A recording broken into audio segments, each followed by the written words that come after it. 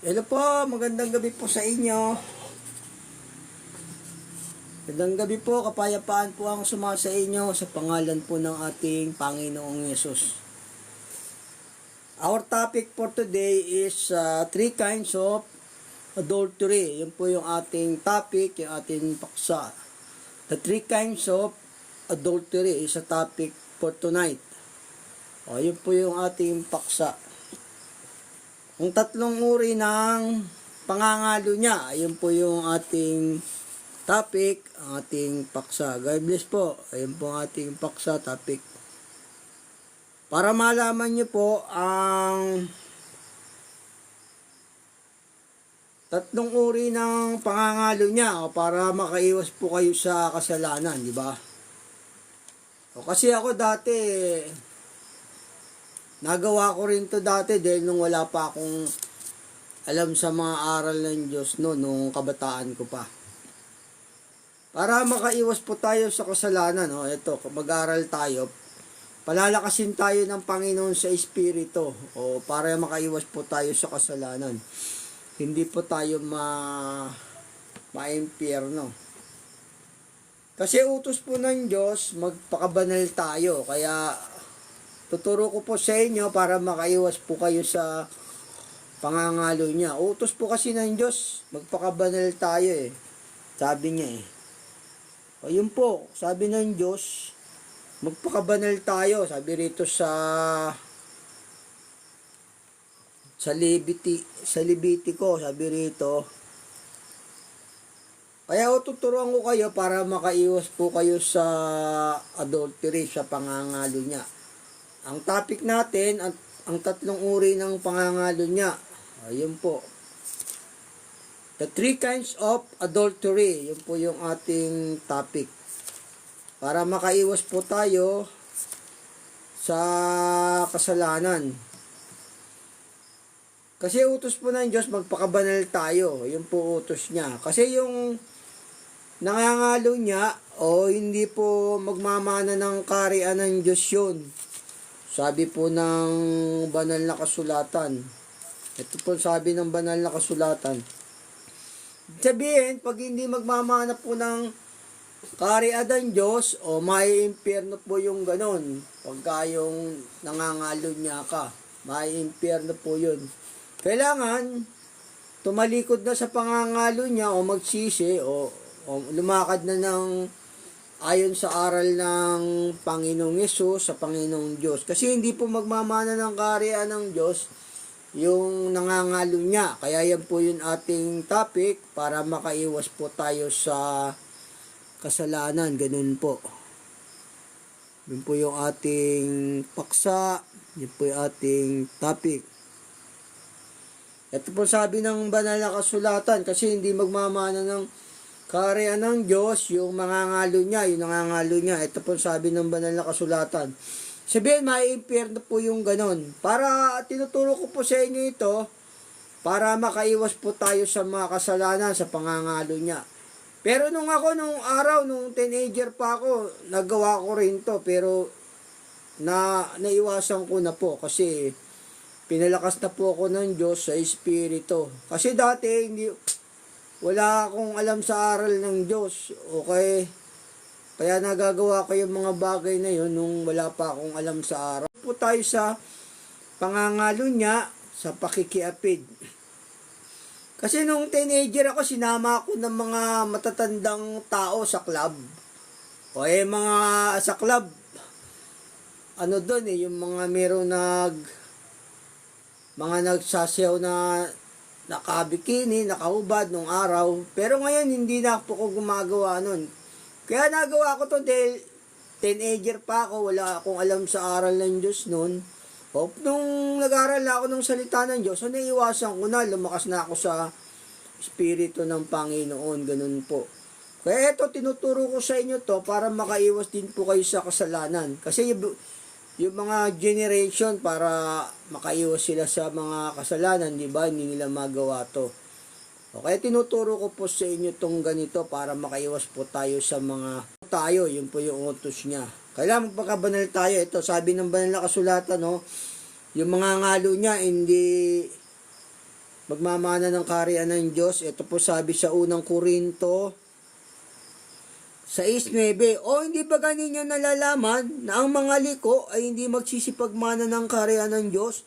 Huwag kayong padaya, kahit ang mga mapakiyapid, ni ang mga mananamba sa Diyos-Diyosan, ni ang mga mangangalo niya. O yun o. Yung mga mangangalo niya, hindi magmamana ng kaharian ng Diyos po yun. Kaya kailangan makaiwas po tayo sa pangangalo niya. O ganun po, kasi utos ng Diyos sa atin, magpakabanal tayo. O basahin ko po sa inyo muli, tapos papatuloy ko po. O hindi ba ganinyo nalalaman, ang mga liko ay hindi magsisipagmana ng kaharian ng Diyos? Huwag kayong padaya, kahit ang mga mapakiyapid, ni ang mananamba sa Diyos-Diyosan, ni ang mga mangangalo niya. O yun, sumasamba sa Diyos-Diyosan, pangangalo niya din po yun. Pagpapatutok din po yun. Ni ang mga nambababae, ni ang mapakiyapid sa kapwa lalaki, ni ang mga magnanakaw, ni ang mga masakim, ni ang mga manlalasing, ni ang mga mapagtungayaw, ni ang mga manlulupig, ay hindi magmamana ng kaharian ng Diyos. O yun o, hindi magmamana ng kaharian ng Diyos yung mga ganon. Yung mga manlulupig, yung mapagtungayaw, yung mahilig sa away, yun po yun. Kaya, eto, para makaiwas po tayo rito. Kasi utos po ng Diyos, magpakabanal tayo. Yun po utos ng Diyos, magpakabanal tayo sa kanyang mga utos. Pagka sinusunod po kasi natin yung utos ng Diyos, o mababanal po tayo doon, mababanal tayo. Ayun po yung pagkain galing sa langit. Pag sinunod natin, o mababanal tayo.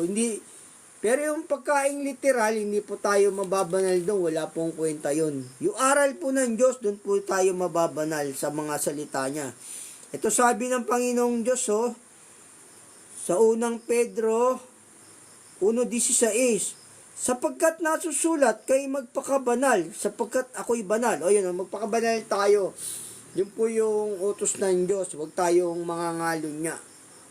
O yun po yung ating topic. Huwag tayong mangangalo niya.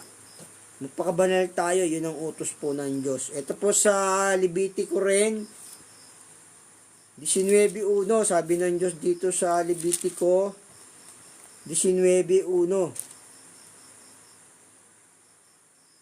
At sinilita ng Panginoon kay Moises na sinasabi, salitain mo sa buong kapisanan ng mga anak ni Israel, at sabihin mo sa kanila, kay magpakabanal, sapagkat akong Panginoong Diyos ay banal. O yun, ang utos po ng Diyos, magpakabanal tayo kasi banal siya. Yun po. Kaya, tinuturuan ko kayo para makaiwas po kayo sa pangangalo niya.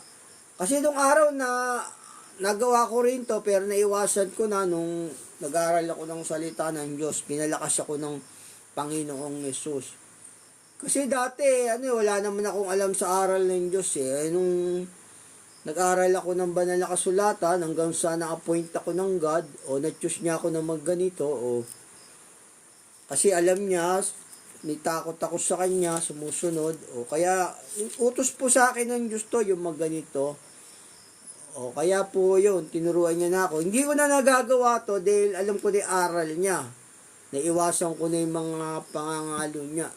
Kasi nung teenager ako, maraming nagturo sa akin mga taong masasama na hindi ko naman din alam na masama pala yun. Kaya naiwasan ko na nung nag-aral na ako ng banal na kasulatan.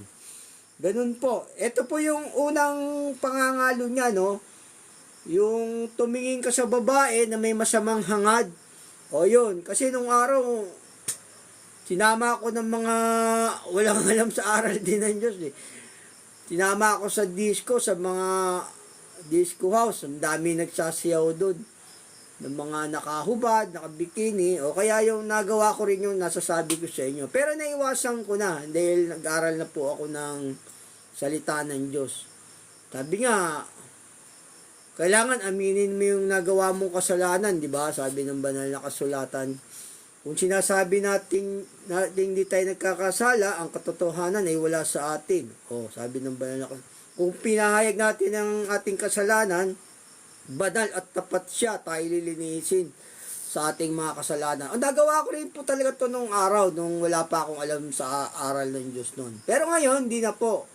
Pinaalam ko lang po sa inyo, para yung susunod mga generation, na makabataan, makaiwas po sa kasalanan, ganun po. Ito po yung unang pangangalo niya, yung sabi ng Panginoong Yesus, pag tumingin ka sa babae na masamang hangad, nakakasala ka ng pangangalo niya. O sabihin masamang hangad, hinangad mo, inisip mo po yung gano'n, ibig sabihin po nun. Yun po, para makaiwas po tayo sa ganitong pangangalo niya, kasi bawal sa Diyos to, hindi po magmamana ng kaharian ng Diyos. Ito po sabi sa Mateo ng Panginoong Yesus, sa 5:27, ito po sa 5:27 ni Mateo, narinig niyo sinabi, huwag kang mangangalo niya. Datapat sinabi ko sa inyo na ang bawat tumingin sa isang babae na taglay ang masamang hangad ay nagkakasala na ng pangangalo niya sa kanyang puso. O yun pag tumingin ka sa babae na may masamang hangad, sabihin, pinaghangaran mo, pinagnasaan mo, nagkakasala ka na ng pangangalo niya. Ay kasi dati, yung napunta ako ng club, pala bawal sa Diyos yun. Ayun po, kasi inaya lang po ako ng mga taong matatanda noon, nung ako'y teenager pa. Hindi ko pa alam ng alam-aral noon. Pero ngayon, nung naiiwasan ko naman na. Dahil malakas na ako sa espiritu. Pinagaling na ako ng Panginoong Yesus, nagbalik loob na ako. Pero yung nakagawa ka ng kasalanan, nangalo niya ka dati, lahat naman ng kasalanan, patatawarin ng Diyos yan pag nagbalik loob ka sa Kanya. Ganun po. Kahit nangalo niya tayo dati, pinatatawad po ng Diyos yun. Wala kang kasalanan na hindi pinatatawad basta nag-Diyos. Basahin ko po sa inyong muli rito. Dito sa Mateo 5:27. Narinig niyong sinabi, huwag kang mangangalo niya. Datapat sinasabi ko sa inyo, na ang bawat tumingin sa isang babae na taglay ang masamang hangad, nagkakasala na ng pangangalo niya sa kanyang puso. At kung ang kanan mong mata ay makapagpapatisod sa iyo, ay dukitin mo at iyong itapon, sapagkat may mamapakinabangan ka pa na mawala ang isa sa mga sangkap ng iyong katawan. At wag ang buong katawan mo ay mabulit sa impyerno. At kung ang kanan mong kamay ay makapagpapatisod sa iyo, ay putulin mo at iyong itapon, sapagkat may mapapakinabangan ka pa na mawala ang isa sa mga sangkap ng iyong katawan. Wag ang buong katawan mo ay mapasa impyerno. Ayun po, ayun po yung sabi ng banal na kasulatan na puputulin mo yung gawa ng kamay mo, ng mo. Pero hindi lamang po sa lalaki yon yung tumingin na masamang hangad. Miski sa babae, kasalanan po yun. Halimbawa, babae ka naman, pinagnasaan mo yung lalaki, bawal po yun. Kasi ang salita po ng Diyos, may dalawang tabak, may dalawang talim. Nangangalo niya rin yung babae pagka yung nagnasa ka rin sa lalaki ng may masamang hangad. Ganun po. Kaya nga sabi nga ng Diyos para maiwasan ng pakikiapid, ang bawat lalaki at babae magkaroon ng kanya-kanyang asawa, di ba? Sabi sa banal na kasulatan. Ganun po. Para kasalanan din po yun, kahit na babae ka, lalaki, babae ka, tumingin ka rin ng masamang hangad sa lalaki, kasalanan din po yun. Kasi ang salita ng Diyos, may dalawang tabak, may dalawang talim po, ganun po. Double blade po yung salita ng Diyos. Hindi lamang po sa lalaki to nang uukol yung tumingin ka, pati po sa mga sa mga babae, nangangalo niya rin po sila. Ganun po yun. Yun po, sabi ng banal na kasulatan. Ayun po yung unang pangangalo niya, yung tumingin ka sa babae na may masamang hangad. Sabi ng banal na kasulatan. Ito sabi ng banal na kasulatan, ayun po yung unang pangangalo niya, yung tumingin ka pa lang, nangangalo niya ka na nun. Kaya iwasan po natin yun para po tayo ay maligtas. Kasi nga, hindi magmamana ng kaharian ng Diyos yung gumagawa nun. Ito sabi rin ng banal na kasulatan, kaya iwasan po natin yun.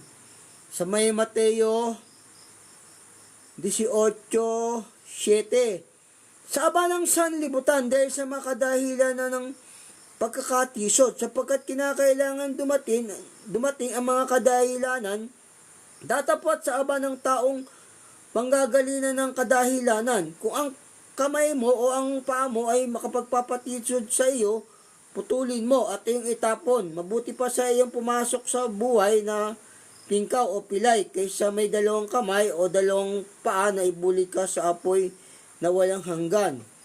Kung ang mata mo ang makapagpapatisod sa iyo, ay dukitin mo at iyong itapon. Mabuti pa sa iyo ang pumasok sa buhay na iisa ang mata, kaysa may dalawang mata na ibulid ka sa apoy ng impyerno. O yun o. Ganun po, ayun po yung unang pangangalo niya, no? Yung tumingin ka sa babae, lalaki na may masamang hangad, o nangangalo niya ka noon. Ganun po, yung sabi ng banal na kasulatan. Ayun po yung unang pangangalo niyang itinuro ko sa inyo. Pag tumingin na may masamang hangad, o nagkakasala na ng pangangalo niya. O, ganun po. Ito naman po yung sa sa may pangalawang pangangalo niya naman, ito po, sa may naman po, binang Panginoong Yesus dito. Ito po sa Marcos. O, pag iniwalayan mo yung asawa mo, o nagkakasala ka na ng pangangalo niya, sabi ng banal na kasulatan. Ito po sa may Marcos. Halimbawa, may asawa ka, tapos siniwalayan mo, nag-asawa ka sa iba, o nagkakasala ka ng pangangalo niya. Ito po sabi ng banal na kasulatan sa Marcos 2, patuloy. At nagsilapit sa kanya ang mga Pariseo at siya'y tinanong, matuwid baga sa lalaki na iwalay ang kanyang asawa? At siya'y tinutokso at sumagot siya at sa kanila'y sinabi, ano ang iniutos sa inyo ni Moises? At sinabi nila, ipinahintulot ni Moises na ilagda ang kasulatan sa paghiwalay at hiwalay siya. Datapot sinabi sa kanila ni Jesus, dahil sa katigasan ng iyong puso, inilagda niya ang utos na ito. Ngunit buhat ng pasimula ng paglalang, lalaki at babaeng ginawa niya sila. Dahil dito, iiwan ng lalaki ang kanyang ama at iiwan ama at ina at makikisama sa kanyang asawa. At ang dalawa ay magiging isang laman. Kaya nga hindi na sila dalawa, kundi isang laman. Ang pinagsama nga ng Diyos ay huwag paghiwalayin ng tao. O yun o, huwag paghiwalayin ng tao yung mag-asawa. At patuloy ko po. At sa bahay muling tinanong siya ng mga alagad tungkol sa bagay na ito. At sinabi niya sa kanila, ang sino mang lalaki na iwalay ang kanyang asawa at mag-asawa sa iba, nagkakasala ng pangangalo niya laban sa unang asawa. At kung iwalay ng babae ang kanyang asawa at mag-asawa sa iba, nagkakasala siya ng pangangalo niya. O, pareha silang nagkakasala ng pangangalo niya, yung babae at lalaki. Halimbawa, pareho kayong may asawa. Tapos, nag-asawa ka sa iba. Tapos siya, nag-asawa rin sa iba. O, parehas kayo nagkasala ng pangangalo niya noon. Yung pareho kayong may asawa, tapos nag-iwalay kayo, nag-asawa kayo pareho. O, pareho kayong nagkasala ng pangangalo niya ron, sabi rito ng Panginoong Yesus. Ito, basahin ko po sa inyong muli. Dito sa Marcos 11. At sinabi niya sa kanila, ang sino mang lalaki na iwalay ang kanyang asawa at mag-asawa sa iba ay nagkakasala ng pangangalo niya laban sa unang asawa. At kung iwalay ng babae ang kanyang asawa at mag-asawa sa iba, nagkakasala siya ng pangangalo niya. O yun o, yung mga kabit-kabit, nagkakasala sila ng pangangalo niya, sabi ng Panginoong Yesus. Pero yun naman, napapatawad naman ng Diyos yun, basta magbabalik loob ka lang sa Diyos. Nga lang, hindi mo na gagawin uli. Kung nakagawa ka na ng pangangalo niya, o hindi mo na siya gagawin. O ganun po, nagkakasala ng pangangalo niya yung tao pag may asawa na. Yun po yung pangalawang pangangalo niya. Yung may asawa ka dati, tapos siniwalayan mo, o nagkakasala ka ng pangangalo niya doon. Sabi ng Panginoong Yesus. Ito rin pong sabi sa Lucas, sa 16.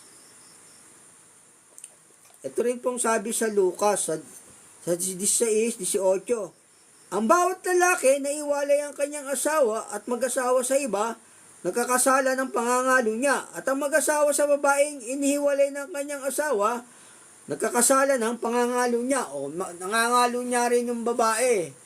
Pagka yung nag-asawa, mayroon kayong asawa pareho, nag-asawa kayo pareho, o pareho kayo nagkasala sa Diyos ng pangangalo niya.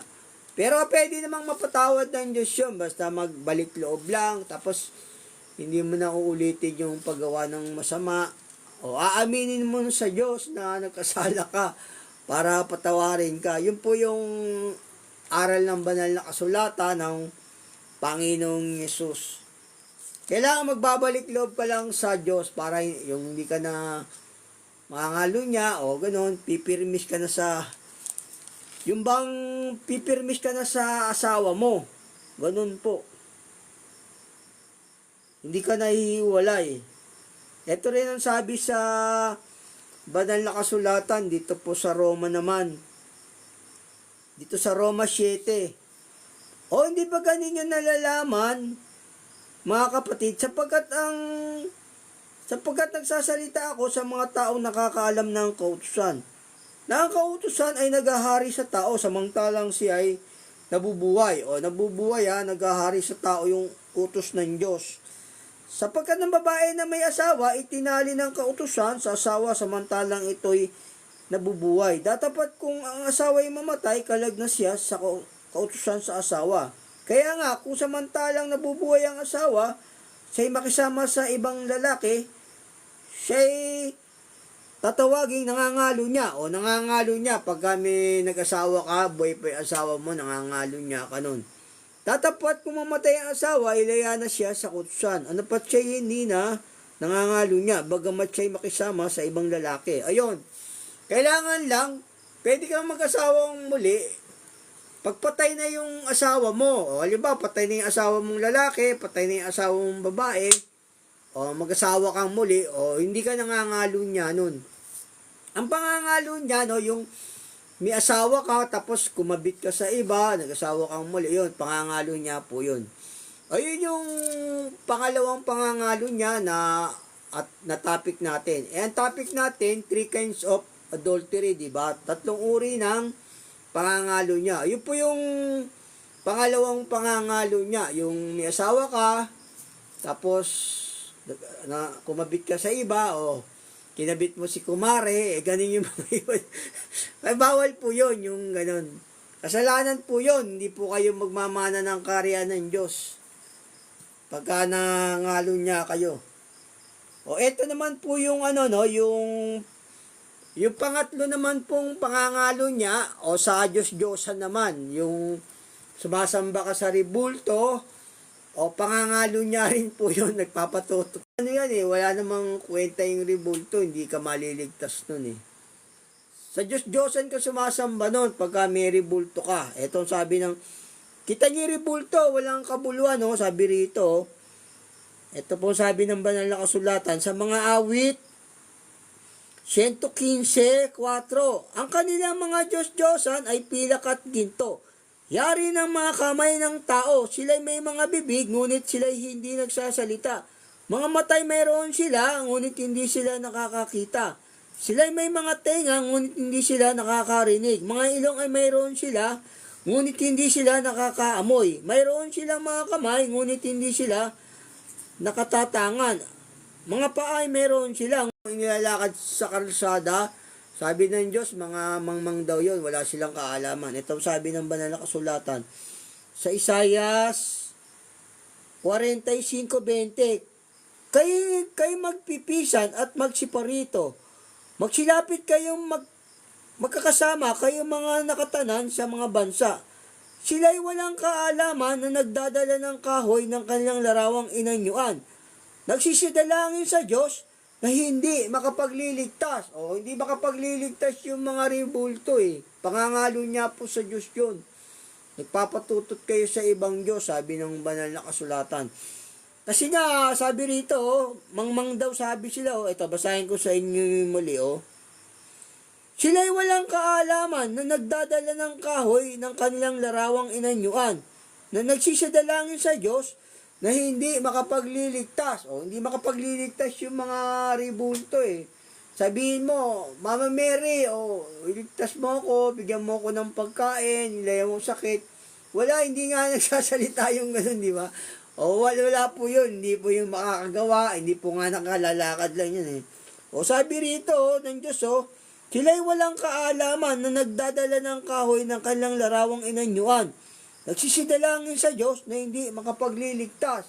Ganun po yung mga ribulto, mga walang kwenta po. Sabi ng banal na kasulatan, naglalagay ka ng katitsuran sa harapan ng iyong muka. Ganun. Sabi niya nga rito, wala pong yun. Sabi niya, iligtas mo ako. Sabi niya sa ribulto, ama ko, hindi po yun. Yun po yung mga ribulto naman, pangangalo niya rin yun, pagpapatutot sa ibang Diyos. Sabi mo rito, sabi ng banal na kasulatan, Sabi rito, ito sabi ng banal na kasulatan, sa Jeremias 2:26, patuloy, kung paano ang magnanakaw ay napapaya pagka siya'y nahuli, gayon mapapaya ang sambahay ni Israel. Sila ang kanilang mga hari, ang kanilang mga prinsipe, at ang kanilang mga saserdote, at ang kanilang mga propeta, na nagsasabi sa kahoy, ikaw ay aking ama, at sa bato, yung ipinanganak ako, bawal po yun sabihin mo, sa bato, nagdadalangin kang gano'n, Panginoong Jesus, hindi naman Panginoong Jesus yun.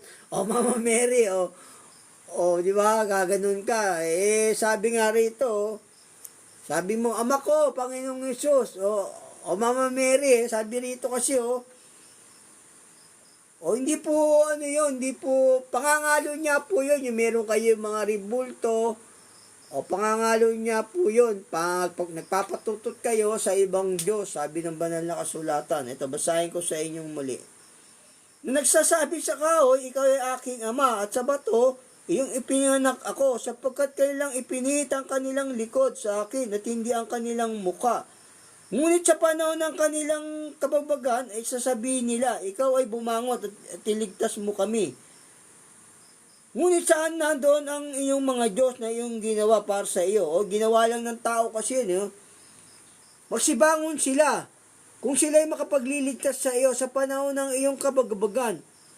Sapagkat ayon sa bilang ng iyong mga bayan, gayon ang iyong mga Diyos, Huda, kung gaano raw karami yung mga bayan, sa lupain, ganun karami ang iyong mga Diyos, yung mga Diyos-Diyosan nyo. Di ba, bawat barangay maraming Diyos-Diyosan. Nandun doon sa mga, nila. Bawat barangay maraming Diyos-Diyosan niya. Minsan, nandun doon pa nga sa may karsada, nakaganon yung, nandun doon yung Diyos-Diyosan nila, Sabi rito, sapagkat mga Diyos-Diyosan po yun, yung ganon. Ganon ang inyong mga Diyos, sabi niya, ganon karami ang kanyang mga Diyos, mga Diyos-Diyosan. Di ba dito sa Pilipinas, bawat barangay dyan, may mga Diyos-Diyosan, yung mga nakadisplay sa karsada, nasa mga templo nila, yung mga Diyos-Diyosan po yun, hindi po yung tunay na Diyos, yung mga ganung bagay. Ito sabi rin ng banal na kasulatan dito sa Jeremias 5:7, paanong mapapatawad kita, pinabayaan ako ng iyong mga anak, at nagsisumpa sa pamamagitan ng iyong mga hindi Diyos, nang sila'y aking mabusog, sila'y nangalo niya. Nangalo niya, sabi rito, sila'y nangalo niya at nagpupulong-pulong ng pulupulutong sa bahay ng mga patutot. Nagpupulong sila sa mga bahay ng mga patutot, nagpapatutot sila. Sabihin sumasamba sila sa mga ribulto nito, sabi rito, basahin ko sa inyong muli. Paano mapapatawad kita? Pinabayaan ako ng iyong mga anak. Nagsisumpa sa magitan niyong mga hindi Diyos. Nang sila'y aking mabusog, sila'y nangalo niya, nagpupulong sa mga pulupulutong sa bahay ng mga patutot. Nagpapatutot sila sa ibang Diyos, nagpupulong sila, ganun. Yung sabi ng Panginoong Yesus dito. Sabi ng Panginoong Diyos. O yun, kasi nga hindi namang mga Diyos yung rebulto eh. Nangangalo niya kayo dun eh. Pangangalo niya po yun, yung mga sumasamba sa mga Diyos-Diyosan, sa mga rebulto. Nagpapatutot kayo sa ibang Diyos. Yun po yung sabi ng banal na kasulatan. Ito pa po sa 7, no? Sabi rito sa 7 ni Jeremias. Dito po sa 7 ni Jeremias 8. Ito po sa 7 ni Jeremias 7, ang kabanatay 8. Narito kayo nagsistiwala sa mga kabulaan ng salita na hindi mapapakinabangan. Kayo bagay magnanakaw, magsisipatay, at mangangalo niya, o yan, nangangalo niya sila rito, at magsisusumpa ng kabulaanan, at magsusunog ng kamanyan kay Baal. O yan o, kay Baal. Kasi yung dati, may Diyos-Diyosan din silang sinasamba rito. Si Baal, o, sabi rito, mangangalo niya at magsisusumpa ng kabulaanan at magsusunog ng kamanyan kay Baal. At magsisunod sa ibang mga Diyos na hindi yung sumasamba sa mga rebulto, sa mga Diyos-Diyosan. Pangangalo niya rin po yun. Adultery rin po yung ganon.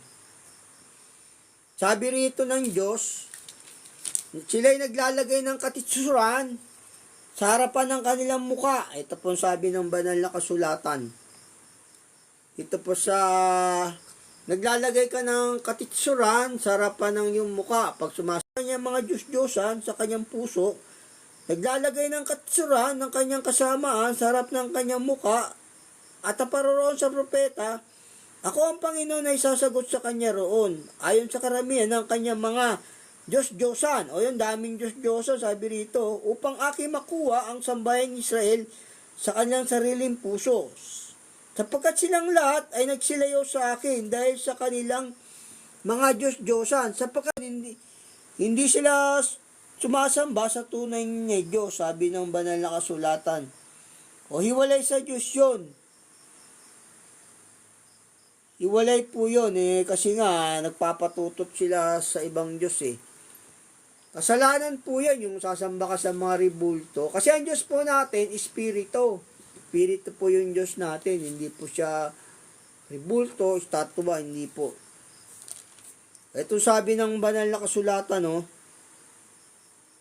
Kasalanan po yan eh, yung nagpapatutot ka sa mga Diyos-Diyosan, sa mga rebulto.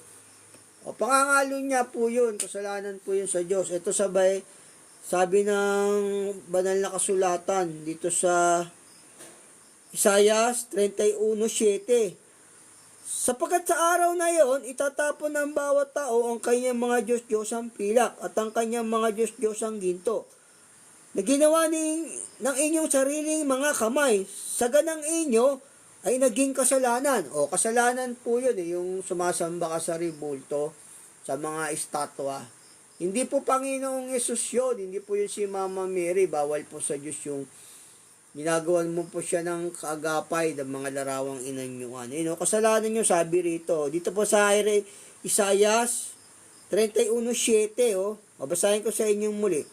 Sapagkat sa araw na yon ay itatapon ng bawat tao ang kanyang mga Diyos-Diyosang pilak at ang kanyang mga Diyos-Diyosang ginto na ginawa ng inyong sariling mga kamay.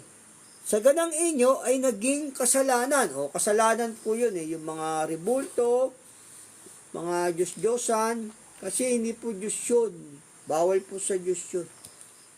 Pangangalo niya po yun, nagpapatutot kayo sa ibang Diyos, sabi ng Panginoong Yesus, di ba, ng Diyos. Ito pa po sa Oseas. Basahin ko rito sa inyo sa Oseas, no? Kasi pangangalo niya po yun eh. Sapagkat sila ay mga anak sa patutot. O yun, no? Anak sa patutot, anak sila ng mga rebulto sa mga demonyo. Kasi nga, pagpapatutot din po yon, pangangalo niya, yung mga sumasamba po sa Diyos-Diyosan. Ganun po. Ayun po, yun po yung pangatlong pangangalo niya, yung sumasamba ka sa mga Diyos-Diyosan, sa mga rebulto. Yun po yung pangatlong pangangalo niya, yun po yung topic natin, ang tatlong at 3 uri ng pangangalo niya. The 3 kinds of adultery. Ito pong huling verse na babasahin ko sa inyo, no? Ito po yung huling verse na babasahin ko sa inyo. Kasi nga yung mga ganon, no? Pag sumamba ka sa rebulto, pangangalo niya rin po yun. Yung nagpapatutot ka sa ibang Diyos. O ganun po. Ito po yung huling babasahin ko sa inyo. Nangangalo niya ka rin na sa ibang Diyos. Nagpapatutot ka. Ito po sabi sa Jeremias. Jeremias 2:20. Sapagkat ng unang panahon ay inalis ko ang iyong pamatok at nilagot ko ang iyong mga tali at iyong sinabi, hindi ako maglilingkod sapagkat sa bawat mataas na burol at sa ilalim ng bawat sariwang punong kahoy, yumuko ka at nagpatutot. O yun, yumuko ka at nagpatutot. Nangangalo niya ka rin sa mga kahoy at bato. Yumuko kasi kahoy po yun yung mga rebulto. Yumuko siya sa mga rebulto, kahoy po yun. Basahin ko sa inyong muli. Kaya sinasabing yumuko sa may kahoy, kasi nga yung mga rebulto, mga kahoy yan nilalagyan lang nila ng anyong tao, di ba? O kahoy yun. O kaya pwede rin yung bato. Kaya sabi rito, yumuko ka, o sabi, nagdasal siya ron. Sabi, nagdasal siya sa sariwang punong kahoy na ginawa niyang kamay sa rebulto. O, basahin ko sa inyong muli. Dito po sa Jeremias 2:20. Sapagkat ng unang panahon ay inalis ko ang iyong pamatok at nilagot ko ang iyong mga tali at iyong sinabi, hindi ako maglilingkod sapagkat sa bawat mataas na burol at sa ilalim ng bawat sariwang punong kahoy, yumuko ka at nagpatutot. O, yumuko siya sa kahoy sa mga rebulto. O, patutot po yun. Pangangalo niya rin po yun. Nagpapatutot ka sa ibang Diyos. O, nangangalo niya ka. Sabi ng Panginoong Diyos dito. Ng Panginoong Yesus. O, yun po. Pangangalo niya rin po yun. Yung sumasamba ka sa mga rebulto, sa mga Diyos-Diyosan. Hindi mo sinasamba yung Diyos. Kasi ang Diyos po natin, Espiritu. O, ganun po. O, yun sa may 1. Ito po sa 1. Sa 1:4-24. Ang Diyos ay Espiritu. At ang mga sa Kanya ay nagsisamba, kinakailangan magsisamba sa Espiritu